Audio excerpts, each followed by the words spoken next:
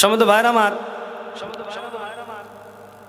অনেক মানুষ অধীর আগ্রহে থাকে যে হ্যাম্বেল ঘোষিত যে প্রধান মেহমান আছে, এই প্রধান মেহমান বা প্রধান বক্তা ওঠার আগে এই দিকেরা যায় যে আলমগুলো কসকো সাবান আর ঢিমা সাবান আর হুইল সাবান যেই সাবানে ধোয়া পাকলা করুক ওই জায়গায় এলাকার দিকে যাওয়ার দরকার নাই।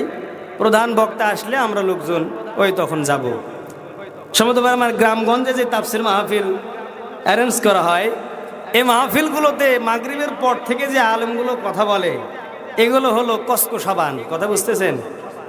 ঢাকা থেকে ৮০,০০০, ৯০,০০০, ৬০,০০০, ৭০,০০০ টাকা চুক্তি করে যে বক্তাদেরকে নিয়ে আসা হয়, এই লোকগুলো আধা ঘন্টা ১ ঘন্টা কথা বলতেই তার সময় শেষ হয়ে যায়, উনি চলে যায়। কিন্তু এই যে কসকো সাবান দিয়ে যে আপনি মাগরিব থেকে এসা পর্যন্ত যে সময়গুলো অতিবাহিত করলেন, এই মানুষগুলোর দাম আমরা এলাকার মানুষ দিতে চায় না। কিন্তু এই ব্যক্তিগুলো দেখবেন কমপক্ষে ১০ থেকে ১৫টা আয়াত তেলাওয়াত করে, রাসূলের হাদিস তেলাওয়াত করে, এই আলোচনাগুলো শুনেও না, শোনার জন্য আসেও না। এরকম সিস্টেম, পরিবেশ, ট্রেডিশন আমাদের কি চালু হয়নি ভাইরা আমার? চালু যদি না হয়, কোরআনের মাহফিল বাদাম পট্টি যায় দেখেন তো কত মানুষ, অথচ এখানে কোরআনের মাহফিলে গুটি কয়েকজন ব্যক্তি।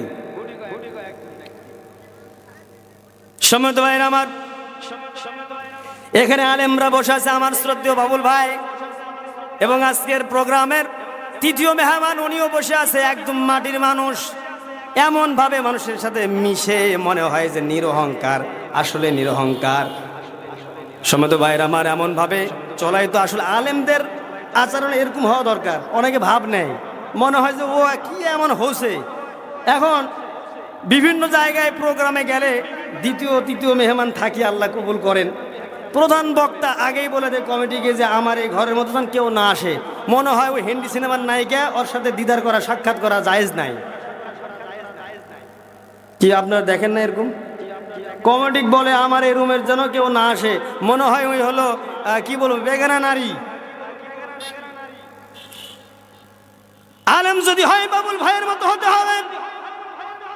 মানুষ দেখলেই জড়া ধরে, কে গরিব কে ধনী।